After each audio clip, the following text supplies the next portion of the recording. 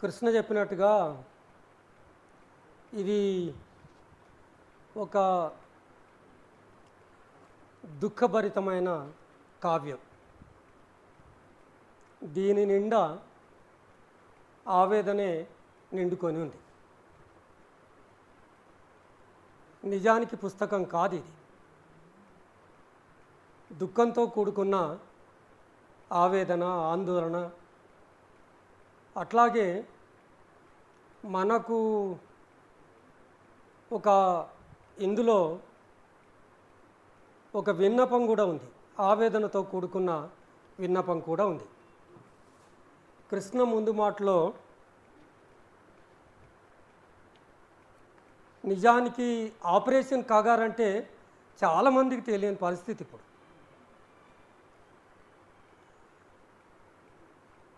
అంత పెద్ద సబ్జెక్టు మీద 10-15 రోజుల్లో విరసం తీసిన ఈ పుస్తకాన్ని నిజంగా అభినందిస్తా ఉన్నాను. ఈ రకంగా ప్రజల్లో ఒక చర్చనీయ అంశం అవుతుంది.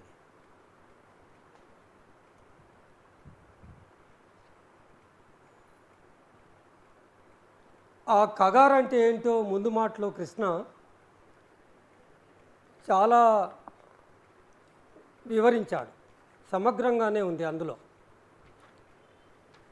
కృష్ణ చెప్పినట్టుగా 10-12 వ్యాసాలు కావు, కానీ ఇందులో 17 వ్యాసాలు ఉన్నాయి. మొత్తం 17 వ్యాసాలు ఉన్నాయి.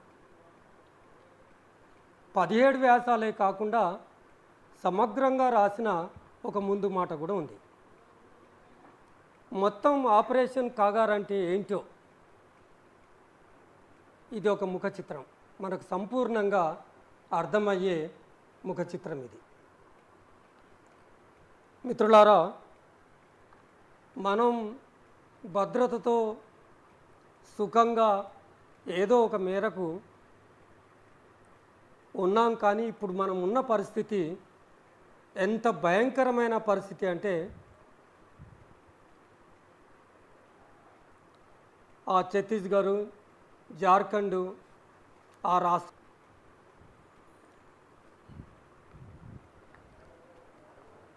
ఒక్క నెలలో సగటున రోజుకు 2 చొప్పున 60 మందిని చంపేశాడు. ఈ 4 నెలల కాలంలో దాదాపుగా నిన్నటి లెక్క కలుపుకుంటే 90 మంది ప్రకటించబడింది. కృష్ణ ఒక 100 మంది కావచ్చు అంటున్నాడు. ఎక్కువ కావచ్చు, తక్కువ కావచ్చు. ఇంత పెద్ద మారణ హోమం అనేది మన ముందు ఉన్న దృశ్యం ఇది. కురుసం శంకర్ ఆయన పాపం ఫిబ్రవరిలో ఒక వ్యాసం రాశాడు. ఉన్నామో ఆయన ఒక అప్పీల్ చేశాడు, నిండు హృదయంతో ఒక అప్పీల్ చేశాడు. ఇక్కడ ఆ పదం ఉపయోగించడానికే యుద్ధం జరుగుతుంది. దేశంలో యుద్ధం ఏంటి, కానీ జరుగుతున్నది అది యుద్ధమే. ఇక్కడ ఒక యుద్ధం జరుగుతుంది దండకారణ్యంలో. రోజుకి 2 చొప్పున చనిపోతున్నారు. ఈ ఫాసిస్ట్ వ్యతిరేక పోరాటం ఆదివాసీలు కొనసాగిస్తున్నారు. ఆదివాసీలు మాత్రమే దాన్ని వ్యతిరేకిస్తున్నారు. దీనికి బయటి సమాజం నుంచి సమర్థన రావాలి. ఇక్కడ ఏం జరుగుతుందో ఈ ప్రధాన స్రవంతి మీడియా ఏదైతే ఉందో ఇక్కడ జరుగుతున్న వాస్తవాలను, మారణ హోమాన్ని బయటి ప్రపంచానికి తెలియకుండా ఆ మీడియా మొత్తాన్ని తన నియంత్రణలో ఉంచుకున్నారు. చిన్న ఏదో లోకల్ మీడియా తప్పితే మొత్తంగా ప్రపంచానికి ఇక్కడ జరుగుతున్న మారణ హోమం అర్థం కావటం లేదు. ప్రజలు, మేధావులు, కళాకారులు, బుద్ధిజీవులు, ముఖ్యంగా హక్కుల సంఘాలు, ప్రజాస్వామికవాదులు ఇక్కడికి రండి అని ఫిబ్రవరిలో ఒక నివేదన ఉంది ఈ పుస్తకంలో.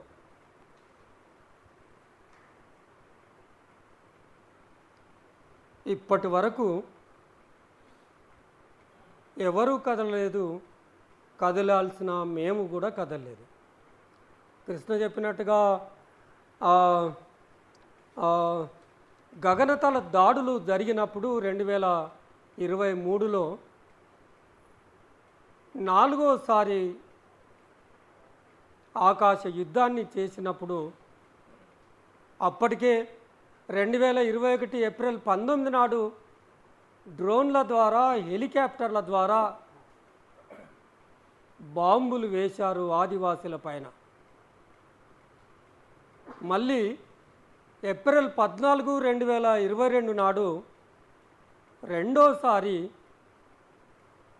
ఆదివాసీ ప్రాంతాల్లో, సుక్మా జిల్లాలో, బీజాపూర్ జిల్లా ప్రాంతాల్లో అమాయకులైన ఆదివాసులు నివసిస్తున్న ఆ ప్రాంతంలో డ్రోన్లతోటే బాంబులు వేశారు. మళ్ళీ మూడోసారి 2023 జనవరి 11 నాడు మళ్ళీ అదే పద్ధతిని ఉపయోగించి ఒక భీతావహం సృష్టించారు. ఈ జనవరి 11, 2023 మాత్రం ఒక మహిళ కూడా చనిపోయింది. 4వసారి 2023 ఏప్రిల్ 7వ తారీఖు నాడు 4వసారి జరిగినప్పుడు మేము స్పందించి దీనికి మొత్తంగా డ్రోన్ల ద్వారా తన సొంత ప్రజలపైన స్టేటు, రాజ్యం, పారామిలిటరీ బలగాలు ఎట్లా విరుచుకుపడి అమాయకపు ఆదివాసీలను, వాళ్ళకు అండగా ఉన్న మావోయిస్టులను చంపుతుంది అనే విషయాన్ని బయటికి చెప్పాలని చెప్పి 2 సార్లు ప్రయత్నం చేశాం. మొదటిసారి వైఫల్యం చెందిన రెండోసారి అక్కడికి వెళ్ళి ఆ గ్రామాలన్నీ తిరిగాం. దాదాపుగా 30 గ్రామాలు తిరిగాము. ఇదే నెలలో ఎర్రటెండలో ఆ ప్రాంతాలన్నీ తిరిగి ఒక నివేదిక కూడా తయారు చేసి ప్రపంచవ్యాప్తంగా దాన్ని ఇంగ్లీషులో ప్రచురించటం అనేది కూడా మా CDRO తరఫున. ఈ వివరాలన్నీ కురుసం శంకర్ ఆనాటి వ్యాసంలో రాశాడు.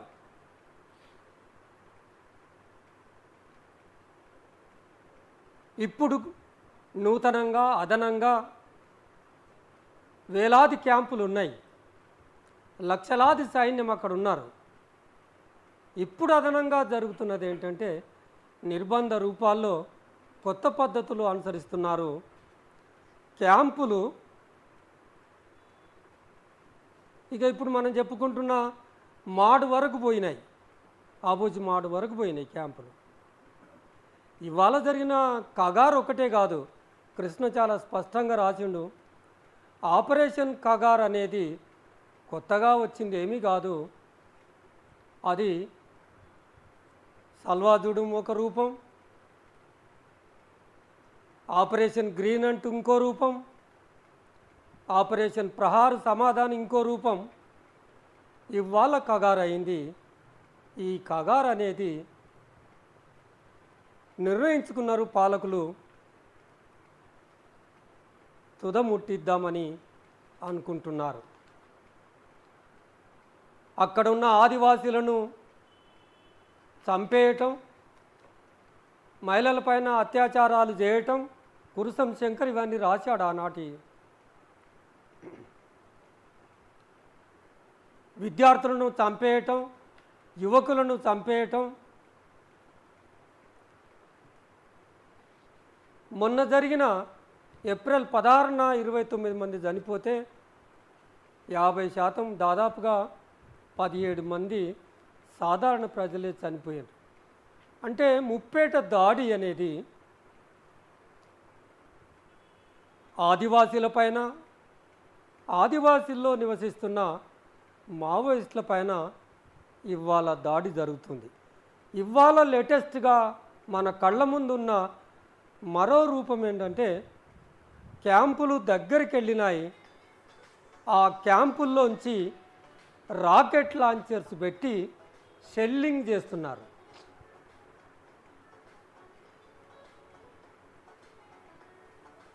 ఈ పుస్తకం చదివితే కళ్ళు చెమర్చని వారు ఉండరు. ఏం జరుగుతుంది? ఎక్కడో ఎంతో దూరంలో ఉన్న ఏవేవో పట్టించుకుంటాం. పాణి రాసిండు, వేణు రాసిండు, మణిపూర్ విషయాన్ని పట్టించుకుంటాం, అమెరికా విషయాన్ని పట్టించుకుంటాం, జార్జ్ ఫ్రాయిడ్ విషయంలో మాట్లాడతాం, ఏవేవో విషయాలు మాట్లాడతాం.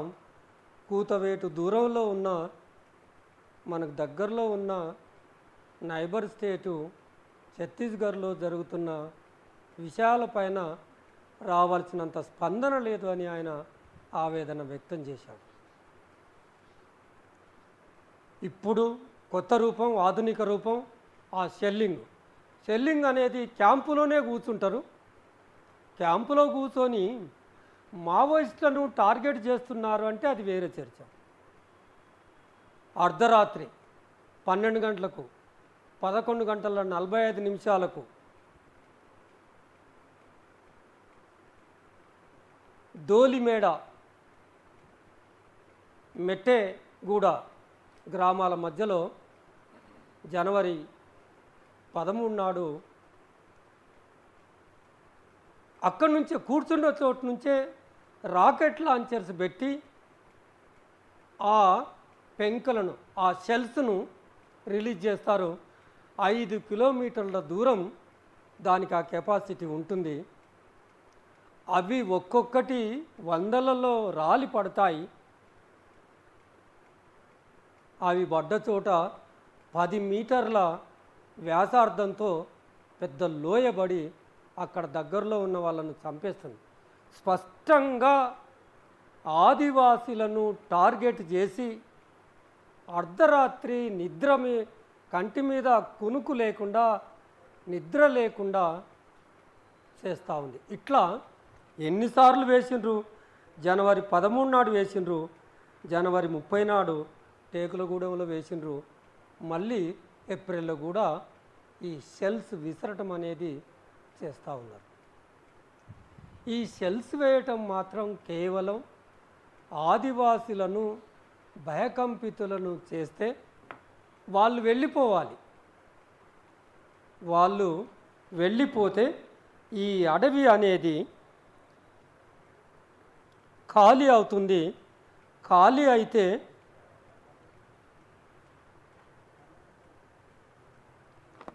మనం అక్కడ ఉన్న 29 రకాల ఖనిజ సంపదను దోచుకోవటం అనేది సులభమవుతుంది.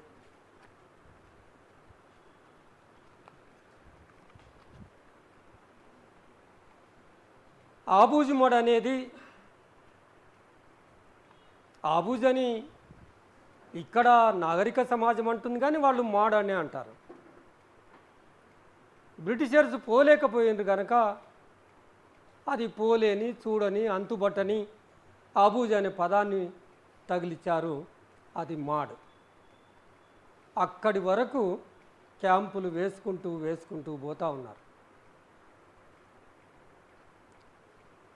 పౌర హక్కుల సంఘం ఈ కాంకేరు, బీజాపూరు, సుక్మా ఈ పుస్తకంలో ఉన్న దాదాపుగా అన్ని గ్రామాలు తిరిగింది. మా కంటికి కనబడ్డ దృశ్యం ఏంటంటే అడుగడుగున 5 కిలోమీటర్లకు ఒక క్యాంపు ఉండింది అనుకున్నాం. ఇప్పుడు కిలోమీటర్కు ఒక క్యాంపు వెలసిల్లుతున్నాయి. ఒక్కొక్క క్యాంపులో 2000 పారామిలిటరీ బలగాలు ఉంటాయి. అందులో అంటే వాళ్ళు చెప్తున్న లెక్క ప్రకారంగానే 100 క్యాంపులు ఉన్నాయి అక్కడ. ఏం అవసరం ఉంది అని అంత దట్టమైన అడవిలో ఈ శాంతి భద్రతల సమస్య ఏమొచ్చింది? నీవు ఎవరు కంప్లైంట్ చేశారు? ఎందుకు ఆ క్యాంపులు పెడుతున్నారు? లక్షలాది బలగాలను దింపుతున్నారు, కోట్లాది ప్రజాధనాన్ని ఖర్చు పెడుతున్నారు అనేది మనం ఇవాళ ఆలోచించాల్సి. ఎవరిని అణిచివేయటం కోసం అంత ఖర్చు భరిస్తుంది భారత ప్రభుత్వం. ఆ డబ్బులతో నిజంగా ఈ దేశాన్ని అభివృద్ధి చేయాలని భారత పాలకులకు కనుక ఉంటే ఎన్ని పల్లెలు బాగుపడతాయి, ఎన్ని గ్రామాలు బాగుపడతాయి.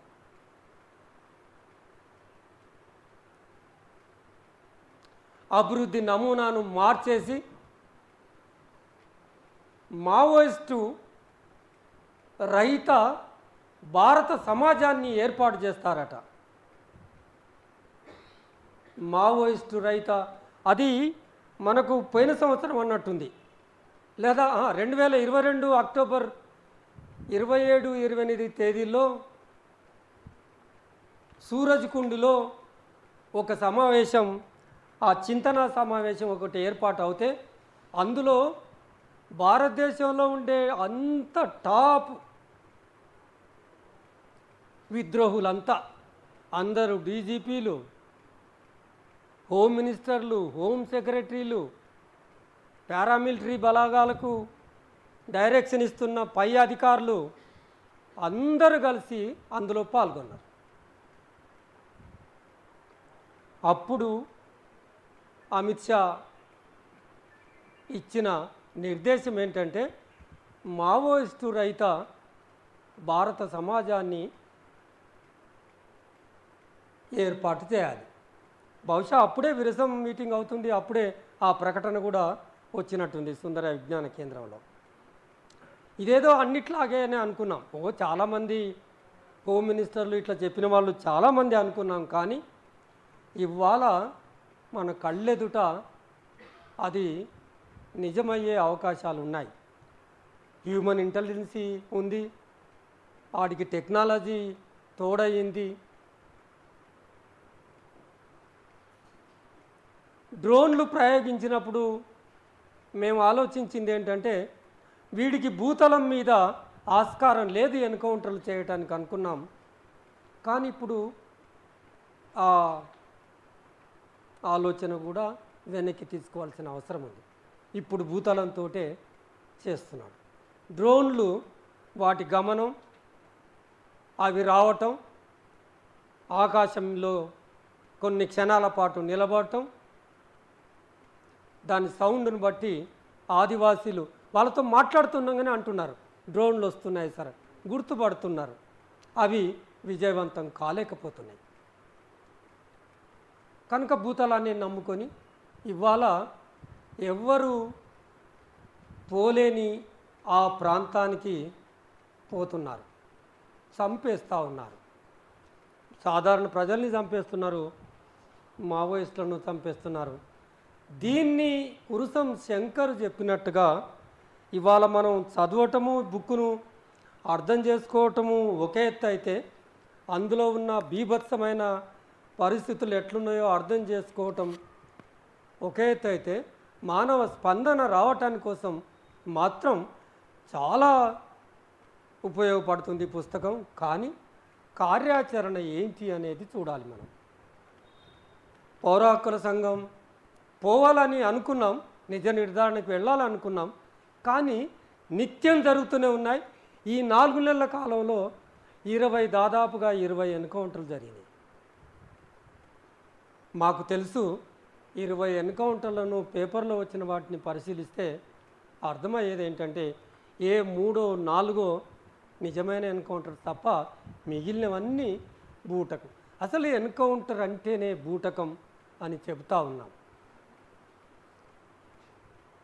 ప్రజల్లో కూడా ఎన్కౌంటర్ అంటే బూటకమైన ఎన్కౌంటర్ అనేది వాళ్ళ మైండ్లలో ఉంది, మనసుల్లో ఉంది.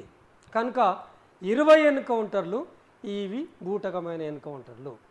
వీటిపైన తప్పకుండా న్యాయ విచారణ జరిపించాల్సిన అవసరం ఉంది. అయితే ఎన్ని బూటకం, ఎన్ని ఎన్కౌంటర్లు జరిగినాయి, ఎంతమంది సాధారణ ప్రజలు చనిపోయినారు, ఎంతమంది విద్యార్థులు ఉన్నారు, ఎంతమంది మహిళలు ఉన్నారు ఎంతమంది యువకులు ఉన్నారు, మావోయిస్టు ఉద్యమంతో సంబంధం లేని ఎంతమంది చనిపోయారు అనే విషయాలను మనం ప్రపంచానికి చెప్పాల్సిన అవసరం ఉంది. పోనీ నిజ నిర్ధారణ చేయలేకపోయినా కానీ మన ఇంటర్వెన్షన్ ఎట్లా జరగాలి, ఆ విష్ణుదేవి ఆ సాయి ఆయనను కలవటమా, అక్కడి గవర్నర్ని కలవటమా, ప్రెసిడెంట్ దగ్గరికి వెళ్ళటమా, ఏదో రకమైన మేధావుల ఇంటర్వెన్షన్ లేకపోతే ఈ మారణ హోమం అనేది ఆగిపోయేటట్టుగా కనబడతలేదు. నిత్యం ఈ ఎన్కౌంటర్ల పరంపర. మనం ఇవాళ ఇక్కడ కూర్చున్నాం, మాట్లాడుతున్నాం, కానీ అక్కడ జరుగుతుందేమో చెప్పలేము ఇదే టైంకు. కనుక మన మీద చాలా బాధ్యత ఉంది. విరసం చిన్న ప్రయత్నం చేసి ఒక స్పందన, ఒక తడి హృదయానికి తడి తగిలిచ్చే, ఒక కన్నీళ్ళు చెమర్చే ప్రయత్నం అయితే చేసింది, అది కార్యరూపం దాల్చాలి ఇవాళ. కనుక మనం మేధావులను కదిలిచ్చి తయారు చేసి, తెలంగాణలో మేధావులకు కొదవలేదు, దేశవ్యాప్తంగా మేధావులకు కొదవలేదు, దాన్ని కన్సాలిడేట్ చేయాల్సిన అవసరం ఉంది. ఈ చిట్ట చివరి యుద్ధం ఏదైతే ఉందో సరిగ్గా ఈ సంవత్సరం జనవరి 1 నాడు ప్రారంభమైంది. ఎంత దారుణంగా ఆ రూపం ఎట్లుందంటే, ఎప్పటి నుంచో యుద్ధం కొనసాగుతుంది, భయంలోనే ఉన్నారు ప్రజలు. ఆమె పోడి మాసె అనే మహిళ, ఇందులో వ్యాసం ఉంది, మంగ్లీ పేరుతో వ్యాసం ఉంది. ఎప్పుడు విరుచుకుపడతారో అనే భయంతో ఉండి ఆ రోజు ఏ పనికి వెళ్లకుండా జనవరి 1 నాడు ఇంట్లోనే ఉన్నది. తన 6 నెలల పాపకు పాలు ఇస్తుంది.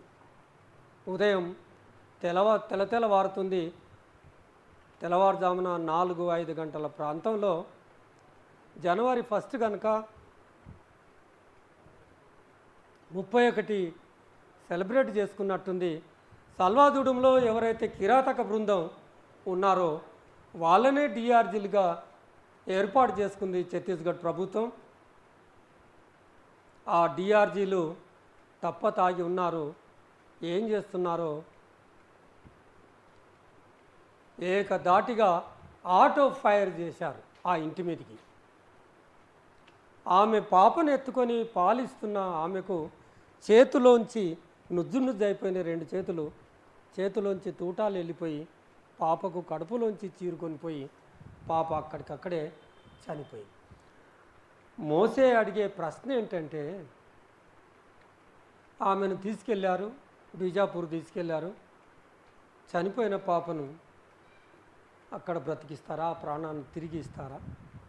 నా బిడ్డ ప్రాణాన్ని, బిడ్డకు ఒక 5 లక్షలు, ప్రాణానికి ఖరీదు 5 లక్షలు, ఈమె గాయపడినందుకు ఒక 2 లక్షలు ఇస్తామన్నారట. ఆమె అక్కడే ప్రశ్నించింది, ఈ 7 లక్షలతో నా బిడ్డ ప్రాణం తిరిగి వస్తుందా అని ప్రశ్నించింది. ఈ ప్రశ్న ఆమె ఒక్కతే అడగటం కాదు, మొత్తం భారత సమాజం, ప్రపంచం అంతా అడగాలి. అదే రావటం లేదంటాడు వేణు. ఏమంటాడంటే, ఆ జార్జ్ ఆ ఫ్లాయిడ్ ఆయన నాకు ఐ కాంట్ బ్రీత్ అని అంటే ఎంత స్పందన వచ్చిందో, ఐ కాంట్ బ్రీత్ అన్నదానికి అంత పెద్ద ఎత్తున స్పందన రావాలి. వచ్చేటట్లు మనం ఏం చేయాలి? ఆమె అడిగిన, మోసే అడిగిన ప్రశ్న లక్షల కోట్ల గొంతులుగా మనం అడగాల్సిన అవసరం ఉంది. మళ్ళీ నెక్స్ట్ డే ఆ పరంపర స్టార్ట్ అయింది.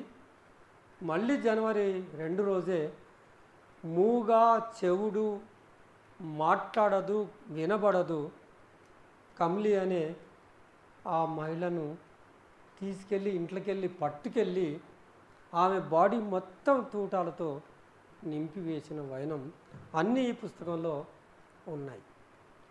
ఇంతటి భయంకరమైన పరిస్థితులు నెలకొన్న ఆ ప్రాంతాన్ని తలుసుకుంటే వెళ్ళలేమా, ఆ ప్రాంతాన్ని సందర్శించలేమా, అది అంత సందర్శించలేని ప్రాంతము అయి కూర్చుంటుందా అని ఒక ప్రశ్న. నేను మొదలు చెప్పిన దానికి అదనంగా ఈ విషయాన్ని ఆలోచించాలని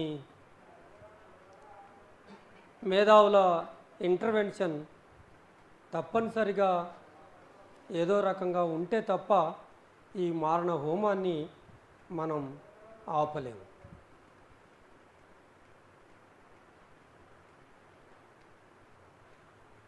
కురుసం శంకర్ రెండో వ్యాసం కూడా రాశాడు. ఆ రెండో వ్యాసం మొత్తంగా ఈ వ్యాసాలన్నీ, ఇందులో ఉన్న 17 వ్యాసాలన్నీ ఆపరేషన్ కగార్ చుట్టే తిరుగుతూ ఉన్నాయి. ఒక్కటి మాత్రం గట్టిగా చెప్పాల్సింది ఏంటంటే, సల్వాజుడును ఎదుర్కొన్నారు ఆదివాసీలు.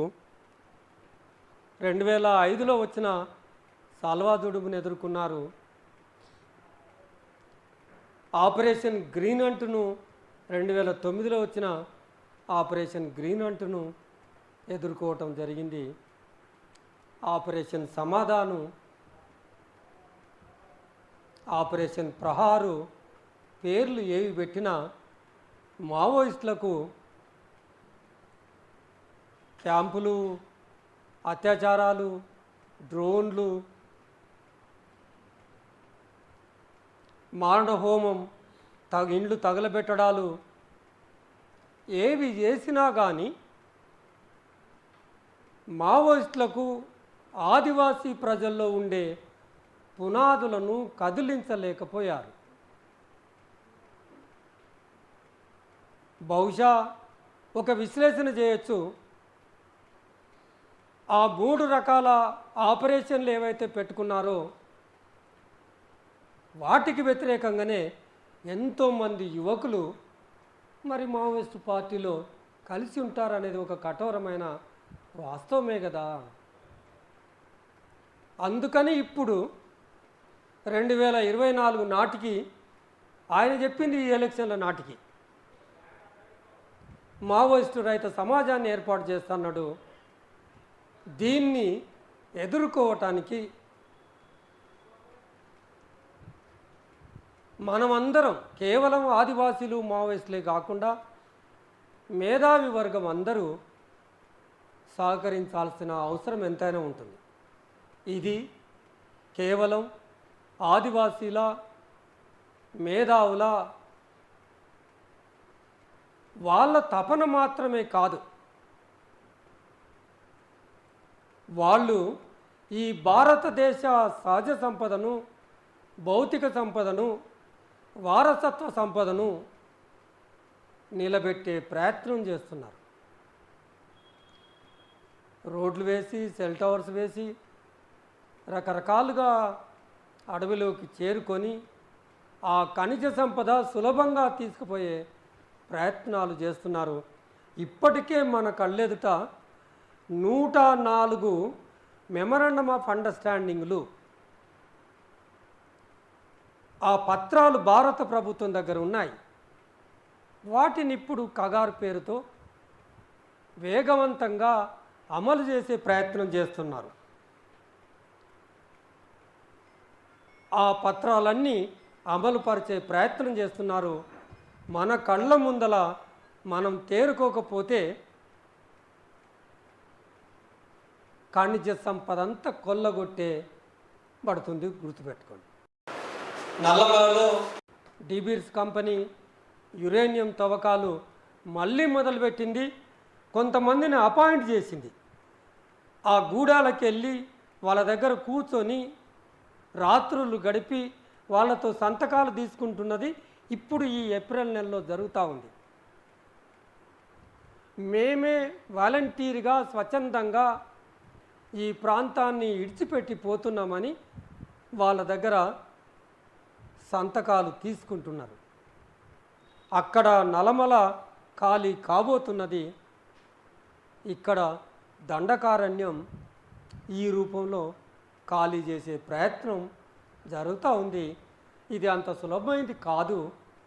దీనికి వాళ్ళు చేస్తున్న ఆ పోరాటానికి మన భవిష్యత్ తరాలకు అందజేసే ఉద్దేశంతో ఆ ఖనిజ సంపదను నిలబెట్టుకోవడం కోసం ఆదివాసులు ఏ పోరాటం అయితే చేస్తున్నారో దానికి మద్దతుగా నిలవాల్సిన అవసరం ఉందని చెబుతూ విరసం నాకు ఇచ్చిన ఈ అవకాశానికి ధన్యవాదాలు.